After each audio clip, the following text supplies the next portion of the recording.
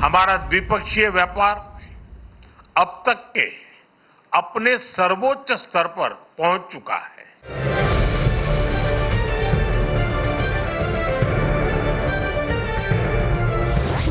G20 की सबसे तेजी से बढ़ती अर्थव्यवस्था के रूप में भारत इंडो पैसिफिक क्षेत्र में एक महत्वपूर्ण भागीदार है।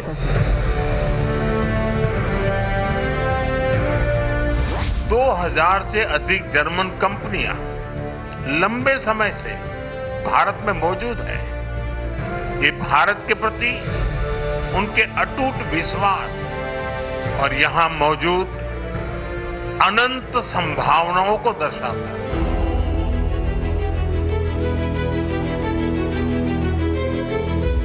I've traveled all over the world with President Trump, and I can attest that his friendship with Prime Minister Modi is real.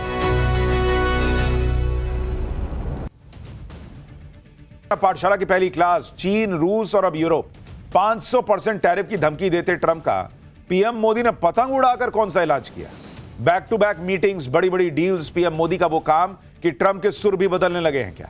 Trump ने खुद को वेनेजुएला का राष्ट्रपति बता दिया। भारत को रूस से भी सस्ता तेल देने की तैयारी शुरू हो गई है क्या? सबसे पहले इसका चैप्टर। पूरी दुनिया डोनाल्ड ट्रंप की सनक से त्रस्त है, ये तो सब जानते हैं, लेकिन एक देश जिसके सामने ट्रंप की सनक नहीं चल रही, कोई धमकी काम नहीं आ रही, वो देश है भारत। पाठशाला में हमने आपको बताया था कि डोनाल्ड ट्रंप पूरा हाथ पैर मार लिए, लेकिन भारत को हिला नहीं पाए, और वही हो रहा है। नरेंद्र मोदी ने ट्रंप को बिना कुछ कहे डिप्लोमेसी की ऐसी फील्डिंग सेट की है कि ट्रंप और अमेरिका के सुर भी बदले बदले से नजर आ रहे हैं। आप देखिए, जो ट्रंप ये दावा कर रहे थे कि भारत उन्हें खुश करने में लगा है, वो ट्रंप अब भारत को ऐसा लग रहा है कि खुश करने में लग गए। आपको आज बताऊंगा कि जो ट्रंप भारत के बनाए सोलर अलायंस से अलग हो गए थे, वो कैसे अब भारत को अपने नए अलायंस में शामिल करने का ऐलान कर रहा है। जो ट्रंप भारत पर 500% टैरिफ लगाने की धमकी दे रहे हैं, अब उन्हीं के लोग भारत के साथ ट्रेड को बहुत जरूरी बता रहे हैं। सवाल यह कि पीएम मोदी ने ऐसा क्या कर दिया भाई कि अमेरिका के तेवर नरम पड़ने लग गए? पीएम मोदी ने तो डोनाल्ड ट्रंप को लेकर कुछ कहा भी नहीं, ना कोई पोस्ट किया, क्योंकि वो डोनाल्ड ट्रंप की तरह हर दिन अनाप शनाप बोलने में विश्वास तो रखते नहीं, वो अपना काम करते हैं। इस बार तो पीएम मोदी का चीन दौरा भी नहीं है, जो ट्रंप को टेंशन होने लगे कि उन्होंने भारत को चीन के हाथों खो दिया। पीएम मोदी ने डोनाल्ड ट्रंप को डिप्लोमेसी का कौन सा ट्रेलर दिखाया कि अमेरिका के तेवर नरम पड़ने लगे हैं? पीएम मोदी ने ऐसा क्या किया? कैसे दुनिया के बड़े बड़े नेता भारत के चक्कर लगा रहे हैं या लगाने वाले हैं? अगले कुछ दिनों में पीएम मोदी क्या बड़ा करने वाले हैं? भारत दौरे पर आए जर्मनी के चांसलर के साथ मुलाकात में पीएम मोदी ने कौन सी बड़ी बात कही है? चीन को लेकर पीएम मोदी ने क्या बड़े फैसले कर दिए हैं? आज सब आपको देखना चाहिए, क्योंकि ये सिर्फ भारत की बात नहीं है। भारत में जो हो रहा है वो पूरी दुनिया की पॉलिटिक्स को बदल रहा है। आज ये भी बात होगी कि डोनाल्ड ट्रंप के नए धमाके कौन से हैं, वो क्यों खुद को वेनेजुएला का राष्ट्रपति बता रहे भाई। तेल को लेकर ट्रंप ने ऐसा क्या कह दिया कि भारत को सस्ता तेल मिलने का एक और विकल्प खुल गया है। ट्रंप कैसे ईरान को धमकी दे रहे हैं, ईरान पर कैसे चीन ट्रंप से भिड़ने को तैयार है, सब हो रहा है भाई। बहुत धूम धड़ाका मचा हुआ है जीरो पॉलिटिक्स में। लेकिन इस पूरे धूम धड़ाके को बताऊं, समझाऊं, उससे पहले एक धूम धड़ाके वाला ट्रेलर देखिए।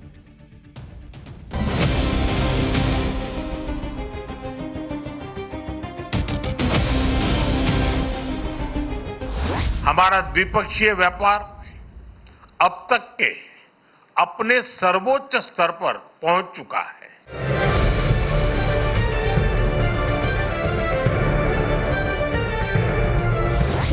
G20 की सबसे तेजी से बढ़ती अर्थव्यवस्था के रूप में भारत इंडो पैसिफिक क्षेत्र में एक महत्वपूर्ण भागीदार है।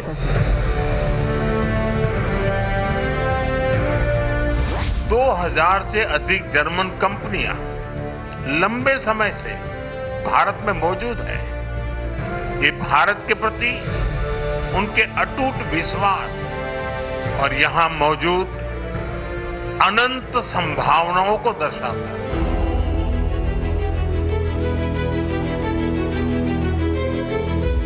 I've traveled all over the world with President Trump, and I can attest that his friendship with Prime Minister Modi is real.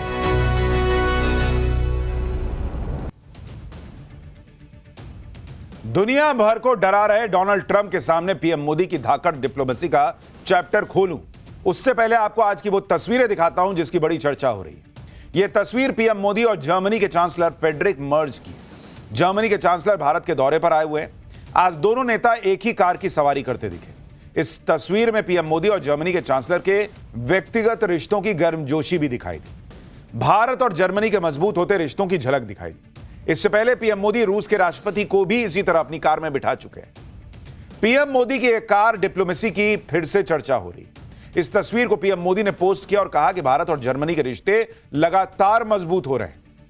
यानी एक तरफ डोनाल्ड ट्रंप है, जिनके अपने खुद के दोस्तों से रिश्ते बिगड़ रहे हैं। नेटो देश तक कह रहे हैं कि भाई ये सब नहीं चलेगा, हिसाब जो डोनाल्ड ट्रंप दिखा रहे हैं।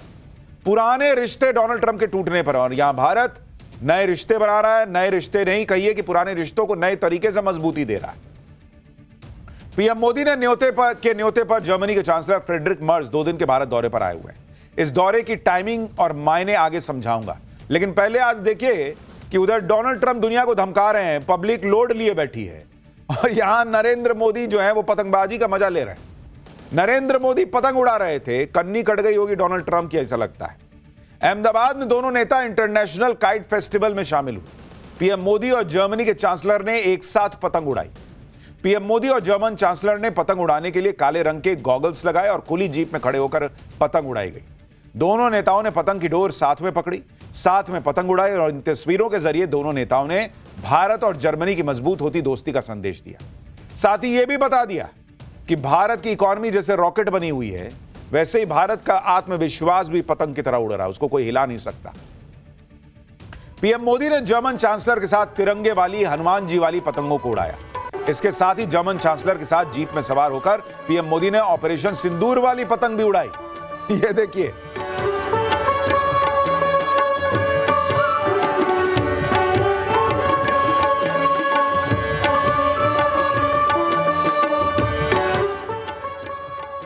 अब बताइए, ऑपरेशन सिंदूर की पतंग उड़ रही है, वहां पाकिस्तान जो है उसकी क्या हालत हो रही होगी। ट्रंप की धमकियों के बीच भारत और जर्मनी के बीच गहरे रिश्ते के अपने मायने क्या हैं, ये आपको आगे बताऊं। पहले देखिए कि नरेंद्र मोदी और जर्मनी के चांसलर आज अहमदाबाद में साबरमती आश्रम भी गए। वहां उन्होंने महात्मा गांधी को श्रद्धांजलि दी। यह जर्मनी के चांसलर का पहला भारत दौरा है, और ऐसे वक्त में भारत आए हैं जब भारत और जर्मनी की रणनीतिक साझेदारी को 25 साल हो गए। भारत और जर्मनी के रिश्तों को 75 साल हो गए। अपने भारत दौरे को लेकर जर्मनी के चांसलर ने कहा कि यह संयोग नहीं है कि उन्होंने एशिया में भारत को अपने पहले दौरे के लिए चुना। जर्मनी के चांसलर ने माना कि जियोपॉलिटिक्स में मुश्किल हालात चल रहे हैं, वर्ल्ड ऑर्डर बदल रहा है, और इसके बीच उन्होंने भारत को जरूरी और पसंदीदा पार्टनर बताया। सुनिए अपनी भारत यात्रा को लेकर जर्मनी के चांसलर क्या कह रहे हैं। It's no coincidence that India is the first Asian country I'm visiting as Chancellor. It comes at a time where profound global changes are challenging us. Technological transformation and geopolitical uncertainty affect the way our economies operate and compete. Against this backdrop, the partnership between Germany and India is a strategic asset, economically, politically, and in a global context. यानी Germany के chancellor साफ कह रहे हैं कि दुनिया में उथल पुथल मची हुई है, मुश्किल वक्त चल रहा है, और ऐसे वक्त में दुनिया भारत की तरफ देख रही है।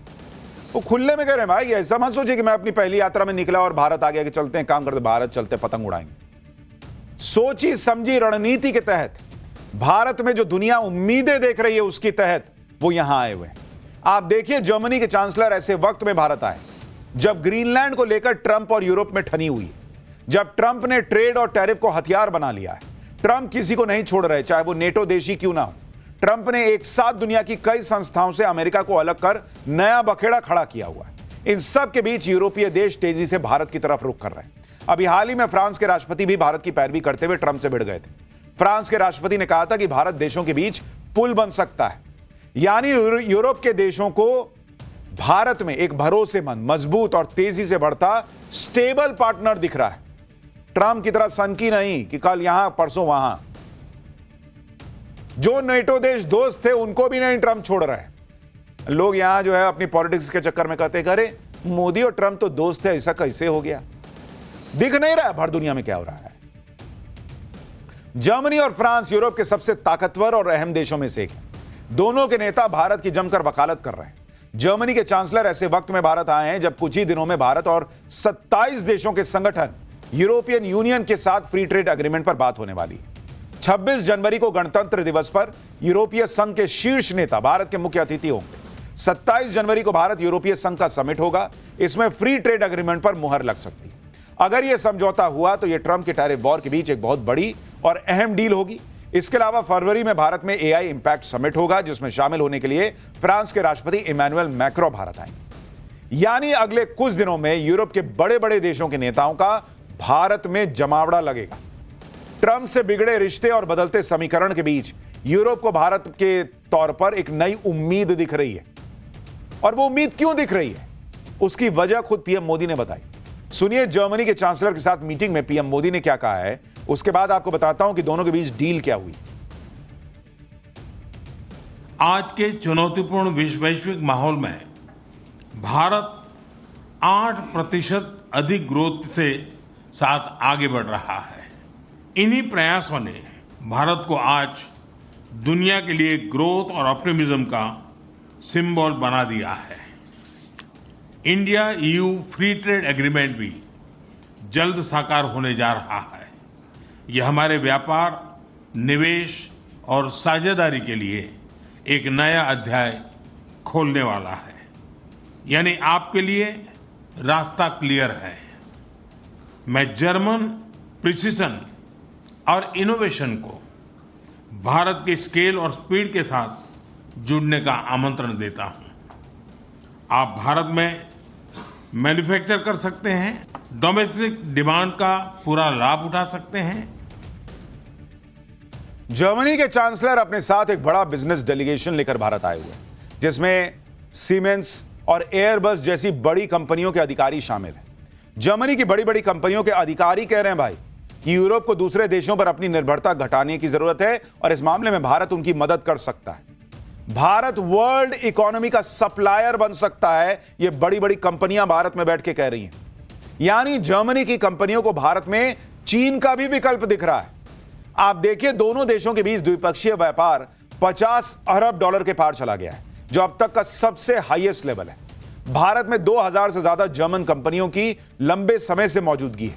आज भी भारत और जर्मनी के बीच डिफेंस और टेक्नोलॉजी को मिलाकर करीब 19 समझौते हुए हैं।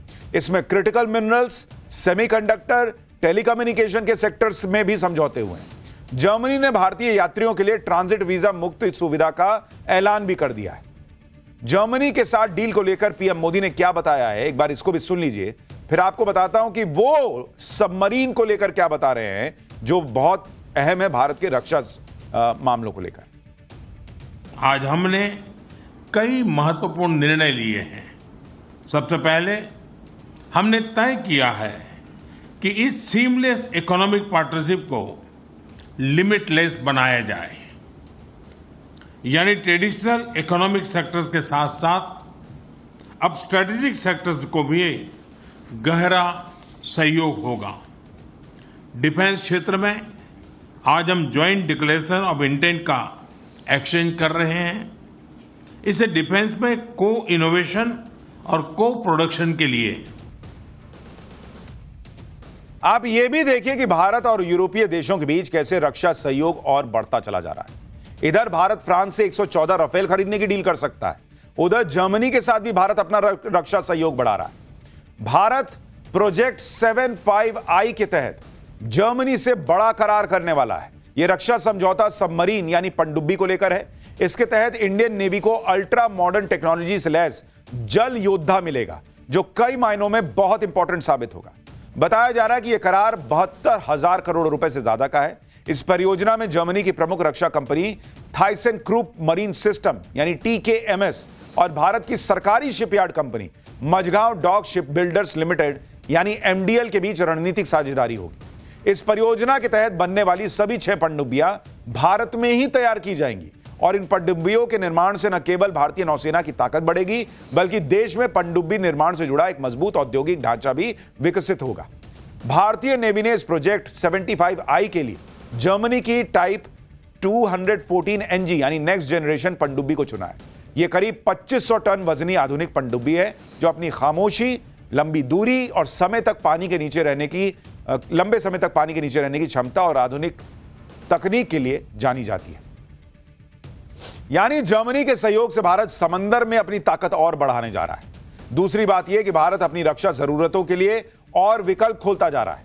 जैसे भारत ने अपने कच्चे तेल की जरूरतों को पूरा करने के लिए कई देशों का विकल्प खुला रखा है, वैसे ही भारत दुनिया की अनिश्चितता को देखते हुए डिफेंस के मामले में भी एक तो आत्मनिर्भर बनने पर पूरा जोर दिए हुए और दूसरा कि बाहर से भी कुछ खरीद रहे हैं तो एक ही देश से सब ले लिया वाला हिसाब नहीं है। आप देखिए कि ट्रंप से टैरिफ वॉर के बीच कैसे भारत का यूरोप को एक्सपोर्ट बढ़ गया है। यूरोपियन यूनियन के अंदर ही Spain, Germany, Belgium, Poland Bharat के लिए की एक्सपोर्ट डेस्टिनेशंस बन गए। पिछले साल अप्रैल से नवंबर के बीच स्पेन को भारत का एक्सपोर्ट 56% बढ़ गया है। इसी तरह पिछले साल के 8 महीने में जर्मनी को भारत का एक्सपोर्ट 9.3% बढ़ा है। पोलैंड को भारत का एक्सपोर्ट 7.6% बढ़ गया है। भारत के टोटल एक्सपोर्ट का 17% यूरोपीय मार्केट से कवर होता है।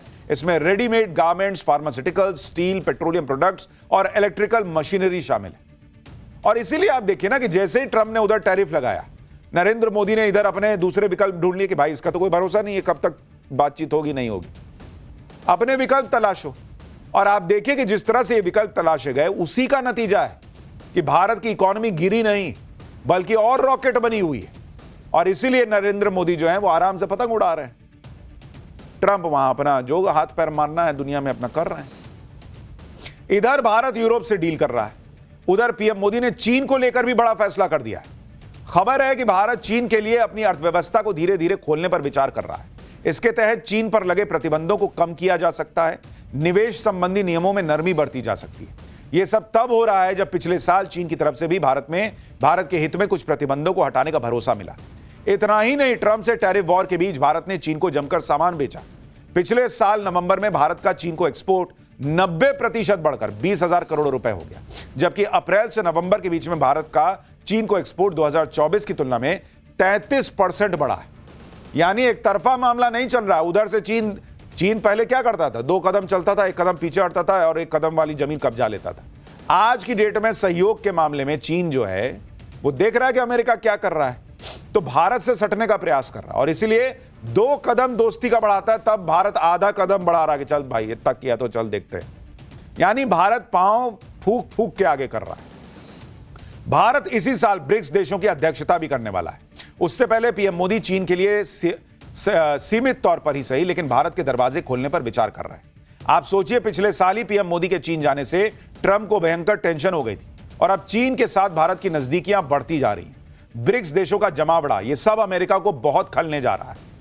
इधर यूरोप के बड़े बड़े नेता भारत आ रहे हैं, बड़ी बड़ी डील्स फाइनल हो रही हैं। PM Modi back to back free trade agreement निपटा रहे हैं और इन सब के बीच डोनाल्ड ट्रंप ने अपने करीबी सर्जियो गोर को भारत भेज दिया। सर्जियो गोर को ट्रंप का बहुत भरोसेमंद माना जाता है। सर्जियो गोर ने भारत में अमेरिका के नए राजदूत के तौर पर आधिकारिक रूप से अपना पद संभाल लिया है। भारत आते ही सर्जियो गोर ने जो कहा वो हैरान करने वाला है। सर्जियो गोर ने कहा कि ट्रंप की पीएम मोदी से दोस्ती जो है ना एकदम असली है बॉस, रियल। सर्जियो ने भारत को सबसे अहम पार्टनर भी बता दिया। सुनिए एक बार। I've traveled all over the world with President Trump, and I can attest that his friendship with Prime Minister Modi is real. The United States and India are bound not just by shared interest, but by a relationship anchored at the highest levels. Real friends can disagree, but always resolve their differences in the end. No partner is more essential than India. Trump का सबसे भरोसेमंद आदमी भारत आके क्या कह रहा है कि भाई ट्रंप नरेंद्र मोदी के रियल फ्रेंड हैं। और लास्ट लाइन सुने कि हमारे लिए दुनिया में कोई पार्टनर इतना इंपॉर्टेंट नहीं है जितना भारत। ये आज की डेट में भारत की छवि नरेंद्र मोदी ने बनाई है अपनी मजबूत लीडरशिप से। ना झुकेंगे तो नहीं झुकेंगे, बात खत्म। तो भाई अमेरिका कह रहा है कि भारत से ज्यादा इंपॉर्टेंट हमारे लिए कोई नहीं। आप सोचिए, जो ट्रंप भारत को 500% टैरिफ की धमकी दे रहे थे, भारत के साथ सोलर अलायंस खत्म कर दिया, अब उनके करीबी भारत को सबसे इंपॉर्टेंट बता रहे हैं। लेकिन ट्रंप का कोई भरोसा नहीं, वो सनक में कभी भी कुछ भी करते हैं। उनको लगता है कि ये आदमी, ये देश मेरी बात सुन क्यों नहीं रहा है। हालांकि बात सिर्फ इतनी ही नहीं है। सर्जियो गोर ने यह ऐलान कर सबको चौंका दिया कि अमेरिका भारत को पैक्स सिलिका में शामिल होने के लिए इनवाइट करेगा। पैक्स सिलिका अमेरिका के नेतृत्व वाली रणनीतिक पहल है। इसके जरिए एआई और सेमीकंडक्टर की सप्लाई चेन को सुनिश्चित किया जाएगा। पैक्स सिलिका के जरिए अमेरिका अपने मित्र देशों के साथ एआई और सेमीकंडक्टर के क्षेत्र में सेफ, भरोसेमंद और कंट्रोल्ड इकोसिस्टम बनाएगा। इसके जरिए अमेरिका टेक सप्लाई चेन में चीन के वर्चस्व को टक्कर देगा। इसके सदस्य देशों में जापान, दक्षिण कोरिया, ब्रिटेन, नीदरलैंड, इजराइल, संयुक्त अरब अमीरात, ऑस्ट्रेलिया और सिंगापुर है। यह ग्रुप 12 दिसंबर 2025 को बना है। शुरुआत में भारत को इसका हिस्सा नहीं बनाया गया था, लेकिन अब 1 महीने के अंदर ही अमेरिका खुद कह रहा है कि भारत को भी इसमें शामिल करेंगे। इस ग्रुप में शामिल होने से भारत को एआई और टेक सप्लाई चेन में मजबूती मिलेगी।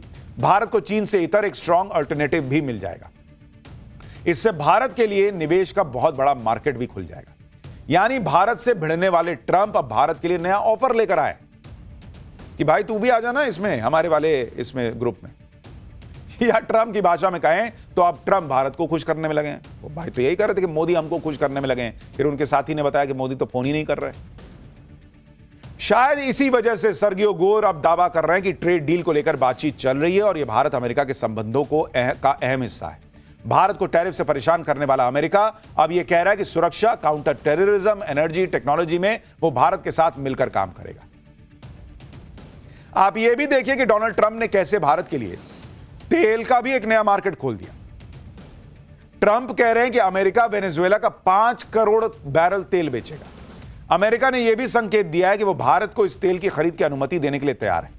रॉयटर्स की रिपोर्ट के मुताबिक भारत की बड़ी निजी कंपनी रिलायंस इंडस्ट्रीज ने वेनेजुएला से फिर से कच्चा तेल खरीदने के लिए अमेरिका से मंजूरी लेने की कोशिशें शुरू कर दी। यानी कच्चे तेल के लिए भारत के पास एक और विकल्प आ गया है। वेनेजुएला के पास 303 अरब बैरल का तेल भंडार है, जो दुनिया में सबसे बड़ा तेल भंडार है। वेनेजुएला में हमला करके ट्रंप ने वहां के तेल पर एक तरह से कब्जा ही कर लिया। अब ट्रंप वेनेजुएला के तेल को इंटरनेशनल मार्केट में लाकर उन देशों को एक ऑप्शन देना चाहते हैं जिन देशों से वो कह रहे हैं कि रूस से तेल मत खरीदो। जहां तक भारत की बात है तो भारत का क्लियर कट हिसाब है कि भारत को अपनी ऊर्जा जरूरतें पूरी करने के लिए जहां से सस्ता तेल मिलेगा वहां से भारत खरीदेगा। तो रूस से सस्ता तेल दोगे तो खरीद लेंगे, नहीं तो नहीं। वेनेजुएला में जमकर तेल निकालने के लिए ट्रंप ने अपनी अमेरिकी कंपनियों से भी कह दिया है, जाओ तेल निकालो। ट्रंप तो ऐसे ऐसे काम कर रहे हैं जो कोई सोच भी नहीं सकता। आज ट्रंप ने सोशल मीडिया पोस्ट में खुद को वेनेजुएला का एक्टिंग प्रेसिडेंट यानी कार्यवाहक राष्ट्रपति घोषित कर दिया। भाई देखिए, सोशल मीडिया प्लेटफॉर्म ट्रुथ पर ट्रंप ने खुद को एक्टिंग प्रेसिडेंट ऑफ वेनेजुएला बताते हुए पोस्ट जारी कर दी। पोस्ट में एक एडिटेड विकिपीडिया पेज दिखाया गया जिसमें डोनाल्ड ट्रंप को जनवरी 2026 से वेनेजुएला का मौजूदा राष्ट्रपति बता दिया गया। अमेरिकी राष्ट्रपति डोनाल्ड ट्रंप की यह पोस्ट इंटरनेट की दुनिया में चर्चा का विषय बनी हुई है। इससे पहले ट्रंप ने वेनेजुएला की लीडर मारिया कोरिना मचाडो से मिलकर उनसे नोबेल पीस प्राइज लेने की बात कह दी। ट्रंप ने दावा किया था कि मारिया नोबेल प्राइज उनके साथ शेयर करना चाहती और वो इसे लेकर सम्मानित महसूस करेंगे। लेकिन अब नोबेल कमेटी को कहना पड़ा कि यह नोबेल प्राइज ट्रांसफर नहीं होता। भाई मतलब ट्रंप की सनक अलग लेवल की है बॉस। वो नोबेल प्राइज भी किसी से भी ले लेंगे। नोबेल वाले करेंगे, अरे जिसको दिया उसी का ना है जी, तुम कैसे ले लोगे? खुद को वेनेजुएला का एक्टिंग राष्ट्रपति बता दिया। ऐसे आदमी को लेकर बताइए, हमारे देश में कुछ लोग जो है वो डेड इकोनॉमी कह देते हैं भारत को, तुरंत एकदम बनाएंगे ऐसे पोस्ट और तुरंत सोशल मीडिया पे डाल देंगे। ऐसे आदमी पे कोई क्या कह रहा है इससे ट्रंप को फर्क ही नहीं पड़ रहा है। अच्छा, पहले ऐसे नहीं थे, पता नहीं उम्र हावी हो गई है या समझ रहे हैं कि लास्ट टर्म है, जो करना करके जाऊंगा।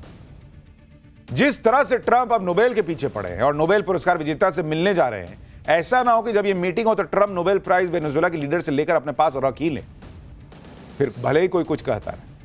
एक तरफ ट्रंप शांति का नोबेल चाहते हैं, दूसरी तरफ वो हर दिन नई नई धमकी दे रहे हैं। ट्रंप ने फिर से ईरान को धमका दिया।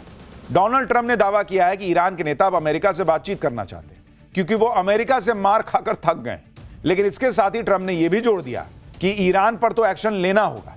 सुनिए ट्रंप की नई धमकी। They do. They called you? Is it still yesterday. an option? Is it still an option? Iran called to negotiate. Yesterday, the leaders of Iran called. They want to negotiate. I think they're tired of being beat up by the United States. Are you sure you details on that call? Iran wants to negotiate. Yes. Negotiate what? We may meet with them. I mean, a meeting is being set up, but we may have to act because of what's happening before the meeting. Right. But a meeting is being set up. Iran called. They want to negotiate. Thank you very much. Trump Iran पर इसलिए भड़क रहे हैं क्योंकि वहां सरकार विरोधी प्रदर्शन में 500 से ज्यादा लोगों के मारे जाने की खबरें। ईरान इसके लिए ट्रंप को जिम्मेदार ठहरा रहे हैं कि ट्रंप भड़का रहे हैं। ईरान ने अमेरिका को चेतावनी दी है, वो इस इलाके में अमेरिका के सारे एयरबेस और शिप टारगेट करेगा। ईरान के सुप्रीम लीडर अयतुल्ला अली खamenei ने भी अपने सोशल मीडिया पोस्ट में ट्रंप को तगड़ा जवाब दिया। खamenei ने ट्रंप की एक तस्वीर साझा की और लिखा कि जो व्यक्ति अहंकार और घमंड से भरा बैठा है और पूरी दुनिया पर फैसले सुना रहा है, उसे यह भी जानना चाहिए कि अत्याचारियों का तख्ता पलट हो जाता था। इसका भी होगा। अमेरिका ईरान को धमका रहा है, उधर चीन ईरान के लिए अमेरिका से भिड़ रहा है। चीन ने ईरान में अमेरिका के दखल का विरोध किया है। इस बीच यह भी खबर है कि ईरान ने इंटरनेट बंद कर प्रदर्शनों को दबाने की कोशिश की, लेकिन एलन मस्क का स्टारलिंक प्रदर्शनकारियों की मदद कर रहा है और उन्हें इंटरनेट एक्सेस दे रहा है। अब यह भी खबर आ रही है कि ईरान को चीन या रूस की मदद मिल रही है, जिससे स्टारलिंक सैटेलाइट्स को जैम करने की कोशिशें की जा रही हैं। मतलब दुनिया में भाई तूफान आ रखा है और उसके जड़ में है ये एक आदमी, डोनाल्ड ट्रंप। और उस तूफान में भी अगर कोई अडिग खड़ा है तो वो है अपना भारत।